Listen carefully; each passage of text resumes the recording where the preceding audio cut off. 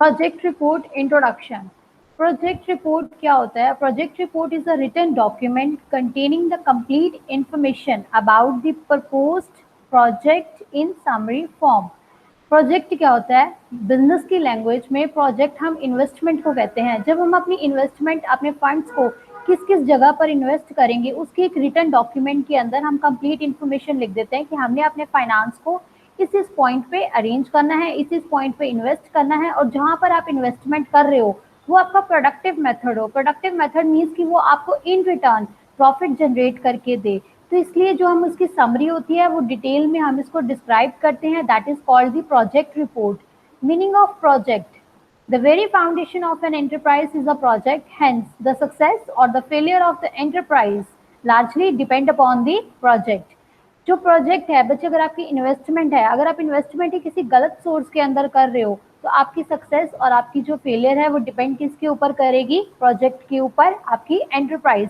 इसका large effect किस चीज के लिए पड़ेगा? अगर आपने फंड्स को प्रोडक्टिव मेथड में इन्वेस्ट किया है, आपकी जो इन्वेस्टमेंट है वो बहुत अच्छे तरीके से हुई है, तो आपको ऑब्वियस सी बात है कि आपको बहुत सारा प्रॉफिट जनरेट होगा।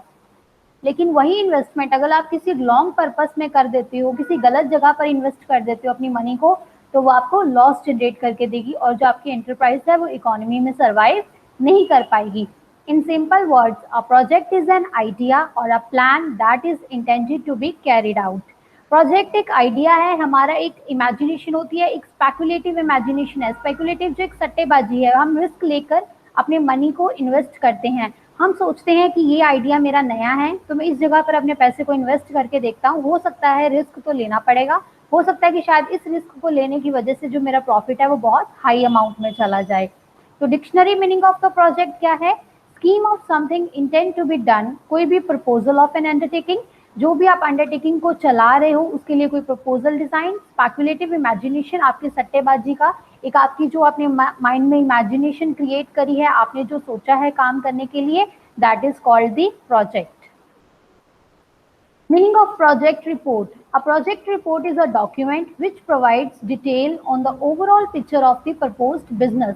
प्रोजेक्ट रिपोर्ट क्या है? एक डॉक्यूमेंट है जो कि आपको प्रोवाइड क्या करता है? डिटेल में overall picture of the business, कि आपने बिजनेस में कहाँ कहाँ पर अपने पैसे को इन्वेस्ट किया है, कहाँ से आपको प्रॉफिट जनरेट हो रहा है, और कहाँ पर आपके जो फंड्स हैं वो डेट में कन्वर्ट हो चुके हैं, कि वो पैसा मर चुका है, आपका खराब हो चुका है, वो आपको प्रोडक्टिव मेथड की तरह से प्रॉफिट जनरेट करके नहीं दे रहा। It contains the data on the basis of which the project has been appraised and found feasible. इस चीज में हम क्या करते हैं कि जो हमारा प्रोजेक्ट है, हमारी जो इन्वेस्टमेंट है, उसको कैसे अप्रेज करें, किस लेवल पर हम इन्वेस्ट करें, और जो चीज हो हम उसको फिजिबल फाउंड करें। फिजिकल मतलब जो टेक्निकली आप किसी काम को पूरा कर सकते हो, जो टाइमली है, रिलायबल है, रियलिस्टिक है। It consists of the information on economic, technical, financial, managerial and the production aspects। इसमें सब कुछ इन्वॉल्व होता है। इकोनॉमी से आपने इन्फॉर्मेशन गेन करनी है, टेक्नोलॉजी के रिगार्डिंग, अपने फाइनेंस के रिगार्डिंग, कैसे उन एक्टिविटीज को मैनेज करोगे और फिर उसके अकॉर्डिंग उसके ऊपर प्रोडक्शन कैसे की जाएगी। तो ये आपको पिक्चर भी डिस्प्ले कर रही है that what is the project report.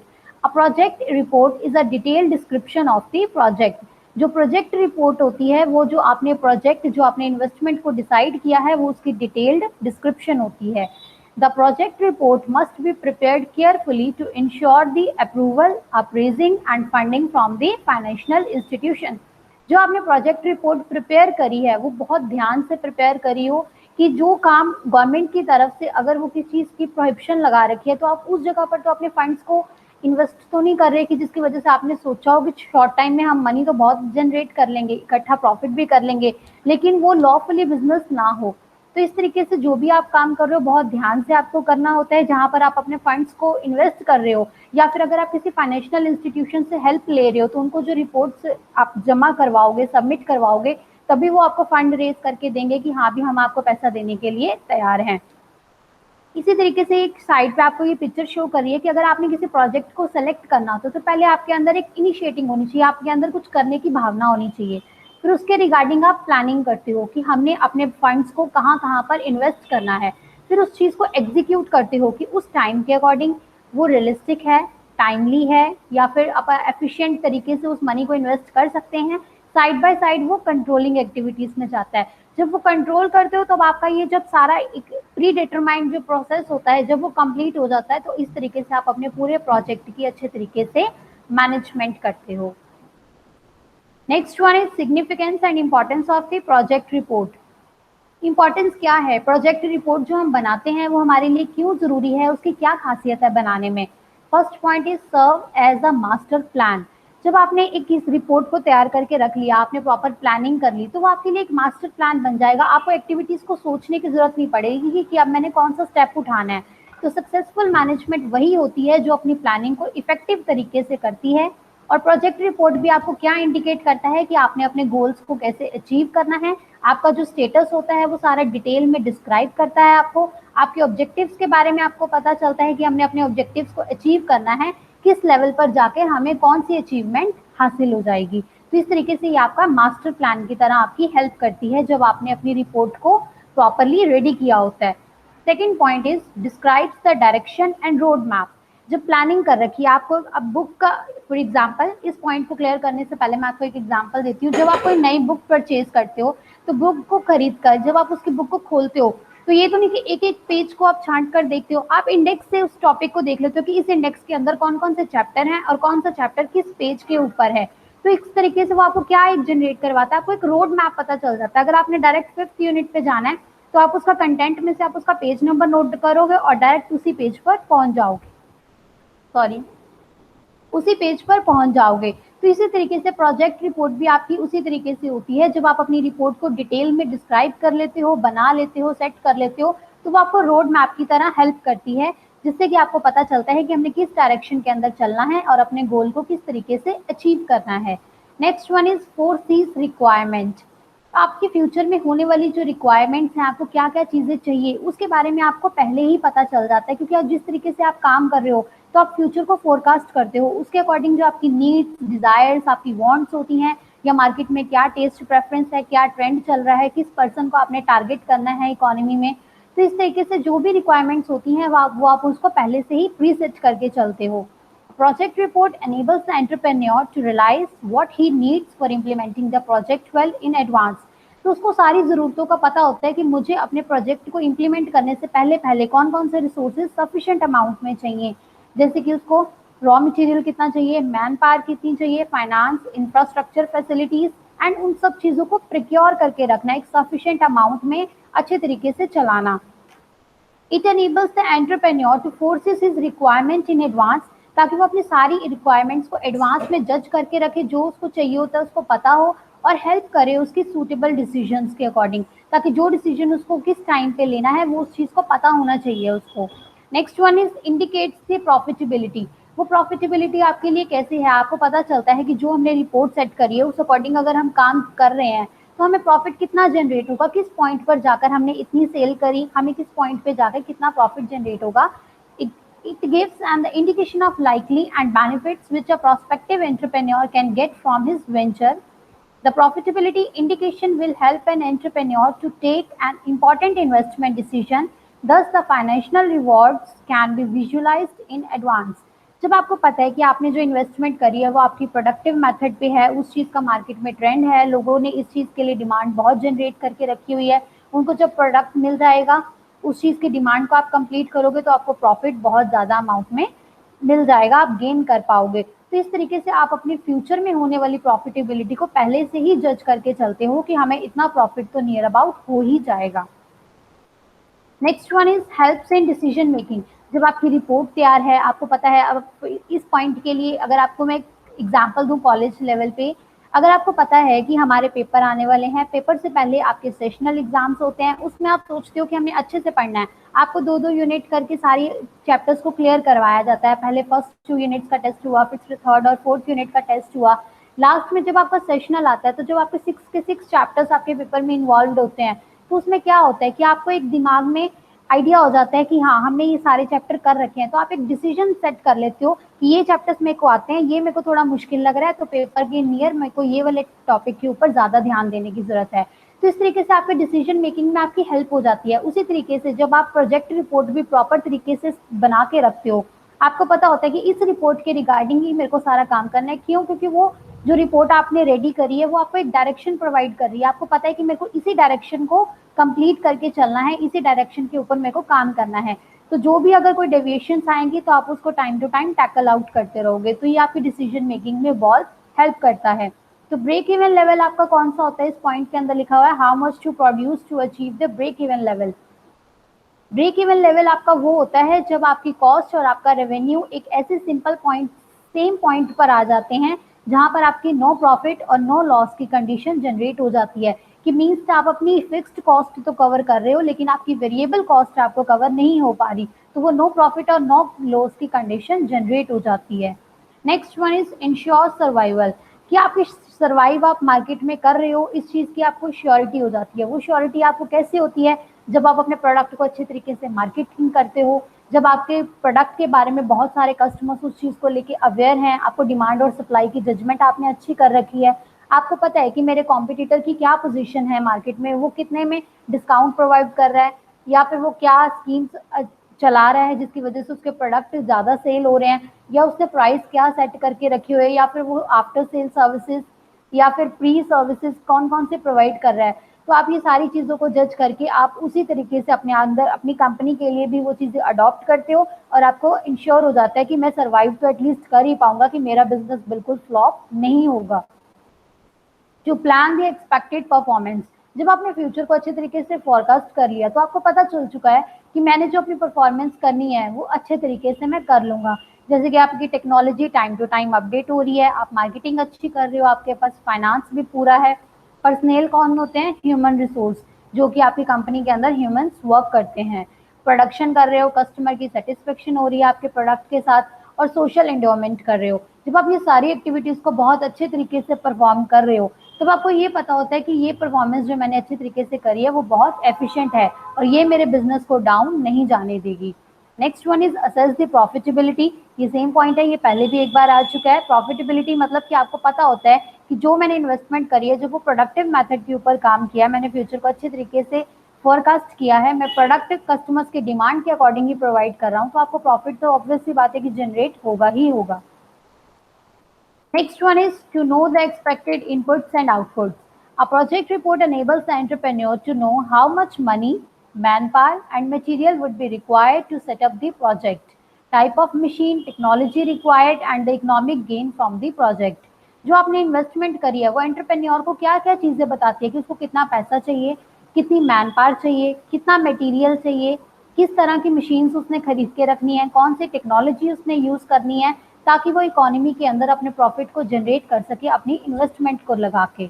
Next point is to evaluate the organizational goal, इससे आपको अपने ऑर्गेनाइजेशन के गोल का भी पता चलता है कि मैं आज इस पोजीशन पर हूँ और इन फ्यूचर आने वाले 1 या 2 सालों के अंदर मेरी पोजीशन मार्केट के अंदर यहाँ तक पहुँच जाएगी। वो कब होगा, जब आपकी इन्वेस्टमेंट एक प्रोडक्टिव मेथड के ऊपर लगी हुई, जब आपने किसी डिसीजन को चूज किया, तब आपने अपने डाटा को पहले एनालाइज किया कि मेरे पास इनपुट अभी के लिए क्या क्या मटेरियल है, मुझे किन किन चीज़ों की ज़रूरत है, एनालाइज किया डाटा को, फिर उसके प्रिडिक्ट करी कि अगर ये सारी चीज़ें मेरे पास अवेल हो जाएंगी तो मेरी आउटकम इससे क्या निकलेगी, फिर उसमें से आप बेस्ट अल्टरनेटिव को सेलेक्ट करोगे, फिर उस अल्टरनेटिव को जो आपने सेलेक्ट किया उसके ऊपर एक्शन लोगे, उसके ऊपर काम करना शुरू करोगे और फिर अपने रिजल्ट को मेजर करोगे कि मेरे को कितना प्रॉफिट जनरेट हुआ अपनी प्रोडिक्शन के साथ। एक आपने जो परफॉर्मेंस सेट की होगी, एक आपकी स्टैंडर्ड वाली परफॉर्मेंस होगी जो आपने चूज किया था कि ये स्टैंडर्ड मेरी परफॉर्मेंस का होना चाहिए, और एक एक्चुअल परफॉर्मेंस जो रियलिटी में वो चीज़ परफॉर्म हुई है। तो इन दोनों को आप कंपेयर करके उसका डिफरेंस निकालोगे कि आपकी ने जो टारगेट लिया था वो ज़्यादा था या फिर जो आपने एक्चुअल में गेन किया है वो ज़्यादा है। अगर एक्चुअल वाली ज़्यादा है तो इट मीन्स आपने बहुत एफिशिएंटली और बहुत अच्छे तरीके से वर्क हार्ड किया, जिसकी वजह से आपको बहुत अच्छी अमाउंट में प्रॉफिट जनरेट हुआ। अगर आपकी स्टैंडर्ड वाली परफॉर्मेंस ज़्यादा है और एक्चुअल में आपने कम गेन किया तो इट मीन्स कहीं ना कहीं आपकी प्रॉब्लम रह गई थी, जिसकी वजह से आप अपने टारगेट को अच्छे तरीके से अचीव नहीं कर पाए। तो क्वांटिटी ऑब्जेक्टिव, क्वांटिटी भी देखा जाता है, sorry quantify objective. Project report helps to quantify the objective. It makes them measurable, tangible, verifiable and attainable.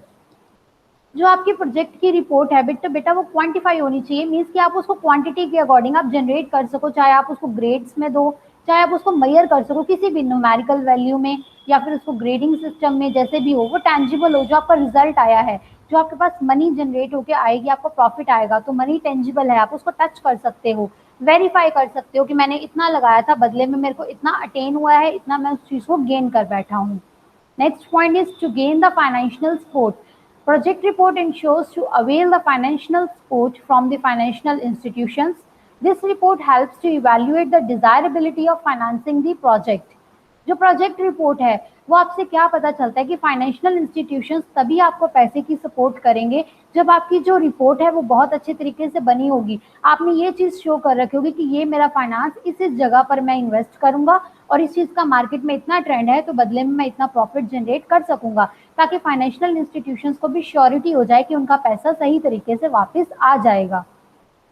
Guide the course of the actions. Successful implementation of the project is governed by the course of action as given in the project report.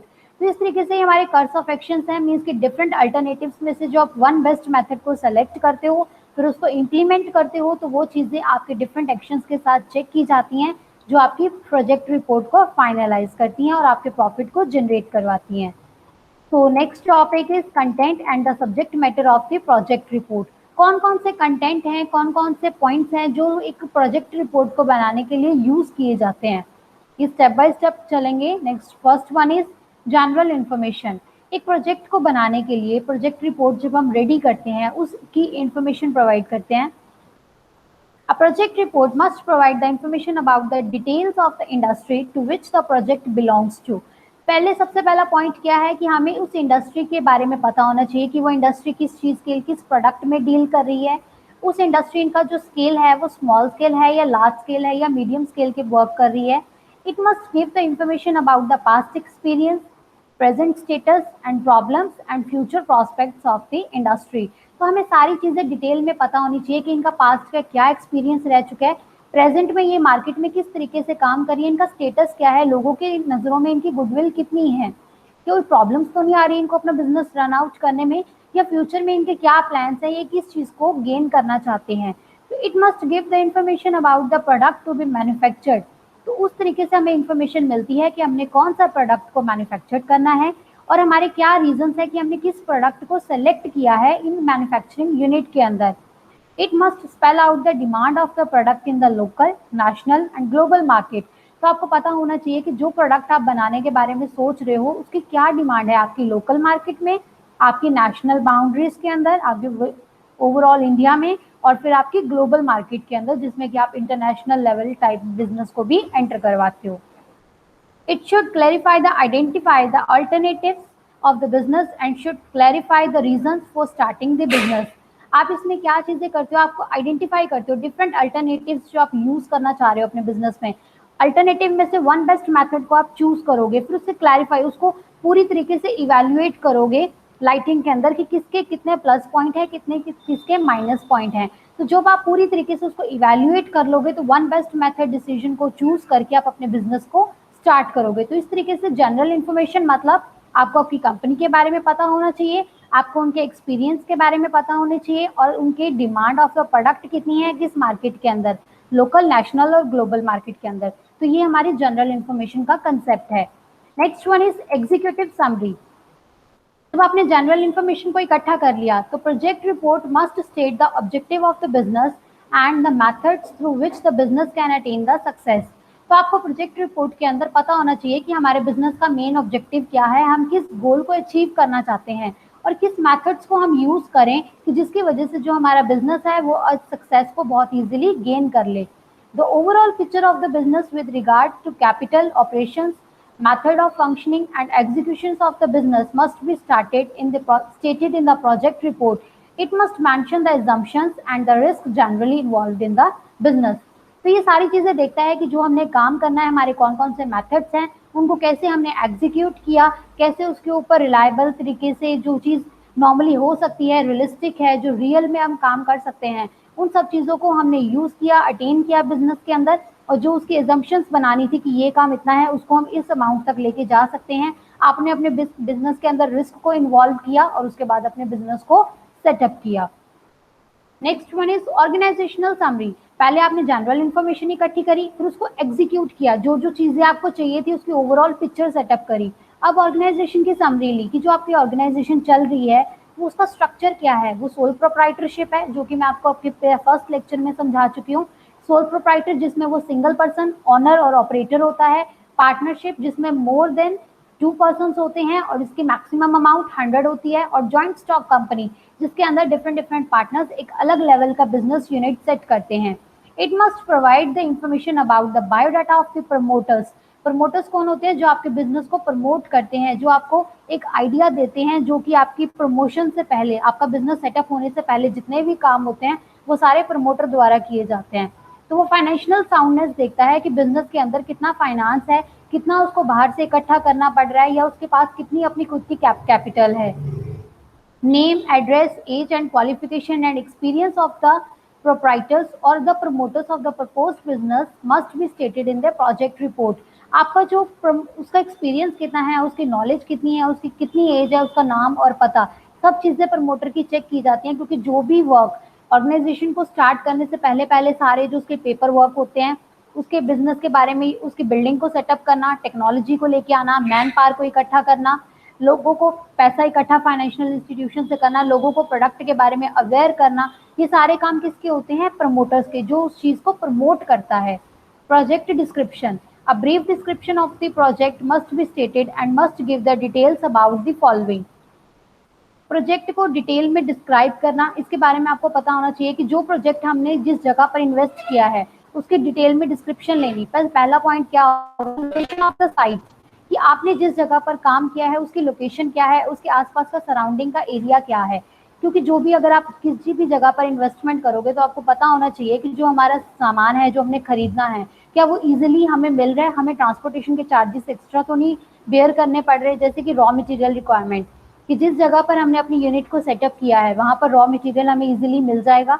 हमारा main target क्या है production करने का, हमें कौन सा area चाहिए जिस पे हम काम करेंगे, हमें कितनी पावर चाहिए, मैन पावर चाहे लगा लो उस चीज में, या fuels, electricity, water requirement, employment requirement of the skilled and unskilled labour, skilled जो एजुकेटेड है, अनस्किल्ड जो वर्कर्स होते हैं, अनएजुकेटेड पर्सन होते हैं। तो ये सारी चीजें अगर हमारे पास सफिशिएंट अमाउंट में ऑप्टिमम यूटिलाइजेशन हम इनकी करेंगे, तभी जो हमारा प्रोजेक्ट है वो एक प्रोडक्टिव मेथड की तरह इन्वेस्ट हो पाएगा। हमें टेक्नोलॉजी कौन सी चाहिए, हमारा प्रोडक्शन का प्रोसेस क्या रहेगा, हम जो प्रोडक्शन कर रहे हैं उसका कितना वॉल्यूम होगा, कितनी हमने यूनिट्स को प्रोड्यूस करना है, उसकी पर यूनिट के हिसाब से हम क्या प्राइस रख रहे हैं। पॉल्यूशन के ट्रीटमेंट के लिए हमारा प्लांट हम क्या क्या चीज़ों में हेल्प कर रहा है गवर्नमेंट की, या गवर्नमेंट हमें कितना टैक्स लगा रही है उन चीज़ों के लिए, या कितनी अमाउंट पे हमें सब्सिडी प्रोवाइड कर रही है।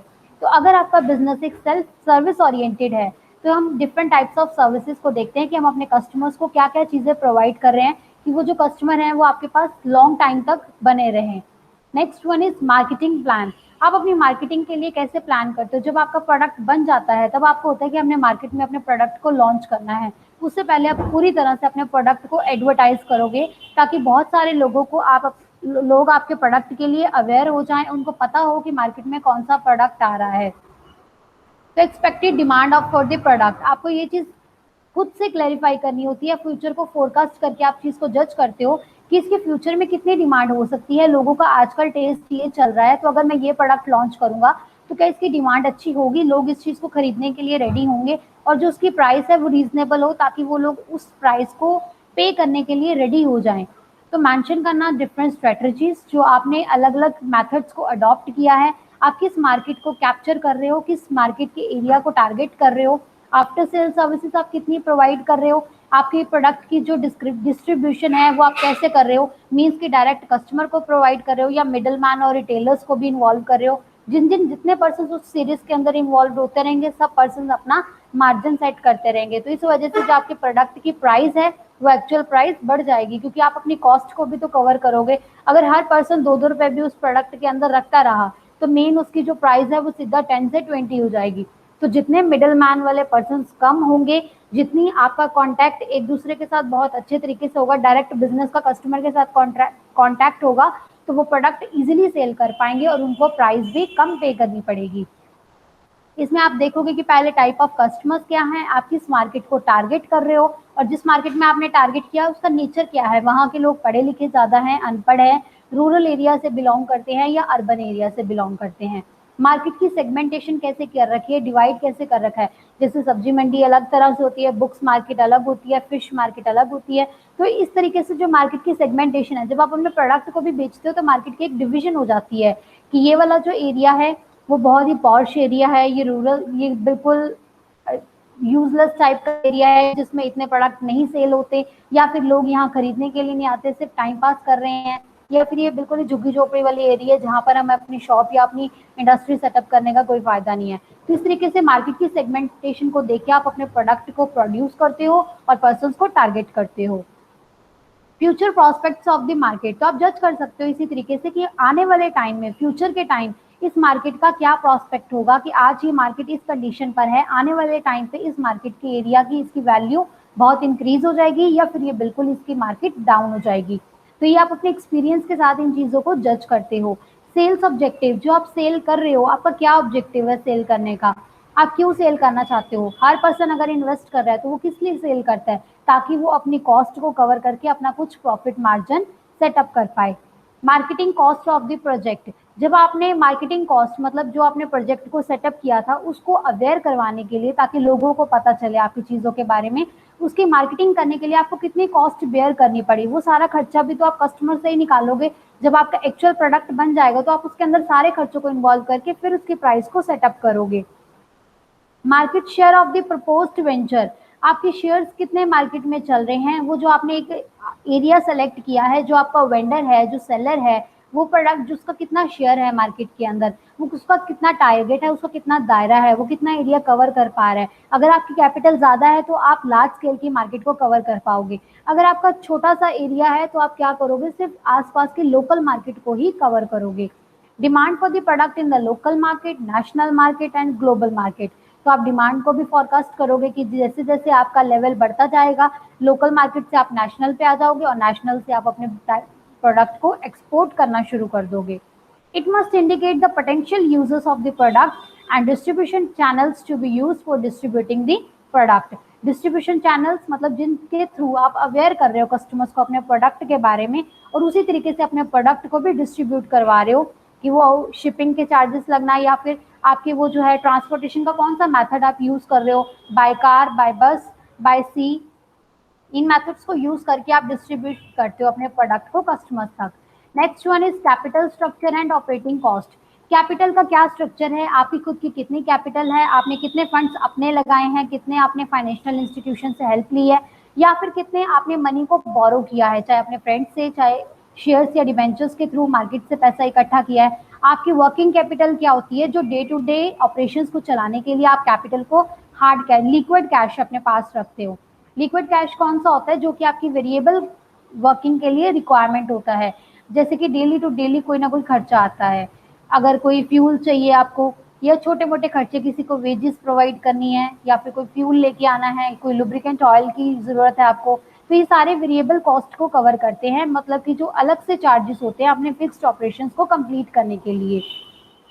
तो इस तरीके से आप सप्लाई भी देखते हो कि हमारे जो प्रोजेक्ट है वो उसकी सप्लाई के लिए हमें कितना पैसा किस अमाउंट में चाहिए था, टोटल प्रोजेक्ट की कितनी कॉस्ट आएगी, अगर इस प्रोजेक्ट को, इस यूनिट को हम प्रॉपर पूरे तरीके से सेटअप करेंगे तो उसका हमें कितना खर्चा पड़ेगा। और हमारे ब्रोकन डाउन इनटू लैंड की और constructing of the buildings of civil works, plants, machinery, miscellaneous fixed assets, इसके अंदर सारा कुछ आ गया। कैपिटल आपने मतलब आपका पैसा मार्केट से इकट्ठा करने से लेके आपके यूनिट को सेटअप करने तक, उसके लिए जो रॉ मटेरियल, जो सारा कुछ चाहिए, जो भी आपने ऑपरेशंस को परफॉर्म करना है, वो सारा का सारा खर्चा इसके अंदर इंक्लूड हो जाएगा। आपके खुद के कितने पैसे हैं, या फिर कितना पैसा आपका डेट में चला गया कि बाद में आप उस चीज़ को नहीं पे कर पाए, या फिर हमने बाहर से कर्जा लिया था, उस चीज़ को हम चुका नहीं पाए, आपको उसका इंटरेस्ट इतना ज़्यादा पे करना पड़ रहा था कि आप अपने मार्केट में सर्वाइव नहीं कर पाए। तो वो सारी चीज़ें इसी चीज़ के ऊपर डिपेंड करती हैं कि जो आपका डिसीजन है वो बिल्कुल एक्यूरेट होना चाहिए, ताकि आप अच्छे तरीके के प्रोजेक्ट में अपनी मनी को इन्वेस्ट कर सको। Next one is management plan. Management करना बहुत ज़रूरी होता है, चाहे आप किसी भी काम को ले लो, चाहे वो आपके बिजनेस से रिलेटेड हो, चाहे वो आपकी पर्सनल लाइफ से रिलेटेड हो, चाहे आपकी हाउस होल्ड वर्क में रिलेटेड हो। हर काम को करने के लिए हमें प्रॉपर मैनेजमेंट करनी पड़ती है। तो management experience for the promoters of the business, इस चीज में कौन कौन सा प्रोजेक्ट रिपोर्ट के अंदर हमें क्या चाहिए कि प्रमोटर का खुद का कितना एक्सपीरियंस है। अगर एक फ्रेशर किसी बिजनेस को सेटअप करके आज ही वो मैनेजर बन जाए तो क्या वो एक्यूरेट डिसीजन ले पाएगा? बिल्कुल भी नहीं। उसी तरीके से जो प्रमोटर है उसके पास पहले से एक्सपीरियंस होना चाहिए, ताकि क्योंकि उसके पास एक्सपीरियंस के साथ उसको पता चल जाता है कि मैंने फ्यूचर को कैसे जज करना है। Detail about the management team, किस तरह की उसने टीम को सेटअप करना है, कौन कौन से पर्सन उसके मैनेजमेंट के अंदर इन्वॉल्व होंगे। किसी के पास पैसा होगा, किसी के पास डिग्री होगी, किसी के पास नॉलेज होगी, किसी के पास स्किल्स होंगे, या किसी के पास मार्केट में अपनी खुद की वैल्यू होगी। तो ये सारे पर्सन को इन्वॉल्व करके वो अपनी एक टीम सेटअप करेगा। फिर उन्हीं टीम मेंबर्स को ड्यूटीज एंड रिस्पॉन्सिबिलिटीज असाइन करेगा। जो ड्यूटीज और रिस्पॉन्सिबिलिटीज हैं वो बैलेंस्ड होनी चाहिए। अगर आपने किसी को ड्यूटी दी है तो उसको करने के लिए उसके पास प्रॉपर अथॉरिटी भी होनी चाहिए। तो इसी तरीके से आपकी जो ये दोनों चीजें हैं वो इक्वालिटी में होनी चाहिए। Next one is current personnel needs of the organisation, कि आज के टाइम में आपको किस तरह की लेबर की जरूरत है, किस तरह के वर्किंग पर्सन की जरूरत है। आपको स्किल्ड पर्सन ज्यादा चाहिए ऑर्गेनाइजेशन के अंदर या फिर अनस्किल्ड लेबर चाहिए। Next one is methods of managing of the business, आप किस तरीके से किन किन मेथड्स को अडॉप्ट करके अपने बिजनेस को मैनेज कर रहे हो। Plan for hiring and training the personal, कौन कौन से प्लान्स को आपने सेटअप किया है कि हमने लोगों को कैसा इकट्ठा करना है और कैसे उनको ट्रेनिंग प्रोवाइड करनी है। Programmes and policies of the management, कौन कौन से प्रोग्राम्स आप अपनी ऑर्गेनाइजेशन के अंदर चला रहे हो, कौन सी आपकी पॉलिसी है मैनेजमेंट करने की कि जिसके थ्रू वो रूल्स रेगुलेशंस को फॉलो करें और आप उनको ट्रेनिंग प्रोवाइड करो। Financial aspects. In order to judge the profitability of the business, a projected profit and loss account and balance sheet must be presented in the project report. It must show the estimated sales revenue, cost of production, gross profit, net profit likely to be earned by the proposed unit. Financial aspects क्या होते हैं? जब हमने अपने business की financial position को जज करना होता है तब हम अपने सारे अकाउंट्स को प्रिपेयर करते हैं उसकी प्रॉफिटेबिलिटी को निकालने के लिए। ट्रेडिंग अकाउंट बनाना जिसमें कि थ्रू आपका ग्रॉस प्रॉफिट या ग्रॉस लॉस निकलता है, फिर उसी प्रॉफिट को हम ट्रांसफर आगे करते हैं P&L अकाउंट में, that is called the profit and loss account. वहां से आपका नेट प्रॉफिट और नेट लॉस निकलता है। फिर इन दोनों चीजों को शिफ्ट करके हम बैलेंस शीट प्रॉपरली प्रिपेयर करते हैं, जिसके थ्रू आपको पता चलता है कि आपकी एसेट साइड और लाइबिलिटी साइड इक्वल आ रही है या नहीं आ रही। अगर तो वो इक्वल है इट मीन्स कि आपकी बैलेंस शीट बिल्कुल ठीक बनी है, अगर वो नहीं इक्वल तो मीन्स कि आपने कहीं गड़बड़ करी है। तो इसी तरीके से बैलेंस शीट बनाना, कैश फ्लो स्टेटमेंट देखना, कैश में आपका कितना इनफ्लो था और कितना आपने आउटफ्लो किया, फंड्स आपने कितने अपनी कंपनी के अंदर इन्वेस्ट किए और कितने आपने लोगों का कर्जा उतार के फंड्स उनको वापस किए। तो ये हर 3 या 5 हर जो भी हम ये रिपोर्ट प्रिपेयर करते हैं हर साल हमें करनी पड़ती है और इस चीज़ को हम कितने टाइम तक स्टेबल अपने पास रिकॉर्ड में रखते हैं 3 to 5 ईयर्स तक। Next one is technical aspects, technology से रिलेटेड जो भी टेक्नोलॉजी मार्केट में नए तरीके की आ रही है वो सारी इंफॉर्मेशन को आपने कवर करना कि हमें जो टेक्नोलॉजी के रिलेटेड नई अवेयरनेस मिल रही है हम उसको चीज़ को अडॉप्ट करें और अपना प्रोडक्शन प्रोसेस उसी लेटेस्ट टेक्नोलॉजी के साथ चलाएं। जब आपके सारे इश्यूज क्लियर हो जाते हैं फिर लास्ट में आप अपने प्रोजेक्ट को इम्प्लीमेंट कर देते हो। जब आप पूरी तरह से उसको हर लेवल पर इवेल्युएट कर लेते हो तब आपका एक टाइम टेबल ड्रॉ हो गया, तो आपने अपने प्रोजेक्ट को इम्प्लीमेंट कर दिया, उसके ऊपर काम करना शुरू कर दिया। और उसके लास्ट में क्या होता है, सोशल रिस्पॉन्सिबिलिटी, कि जो भी आपने इनपुट्स अपनी सोसाइटी के अंदर किए हैं आपके ऑर्गेनाइजेशन सेटअप करने की वजह से सोसाइटी को कोई हार्म तो नहीं हो रहा या आप इन्वायरमेंट को पॉल्यूट तो नहीं कर रहे। तो जो भी सोसाइटी की सर्विसेज आप उनकी वेलफेयर के लिए करोगे तो वो गवर्नमेंट की तरफ से आपके लिए एक यूजफुल प्रोसेस भी होगा और अच्छा भी होगा। अगर आप सोसाइटी का भला करोगे तो सोसाइटी इन रिटर्न आपको अच्छे तरीके से फीडबैक प्रोवाइड करेगी, और अगर आप ऐसा नहीं करोगे तो कंप्लेन करके हो सकता है कि आपकी जो यूनिट सेटअप करी है आपने वो बंद करवा दें। तो ये सारे मेथड्स हम अडॉप्ट करते हैं, ये हमारे कंटेंट है एक प्रोजेक्ट रिपोर्ट को तैयार करने के लिए, कि एक प्रोजेक्ट को जब हम पूरी रिपोर्ट को रेडी करते हैं तो ये सारे मेथड्स को बहुत अच्छे तरीके से इवेल्युएट किया जाता है।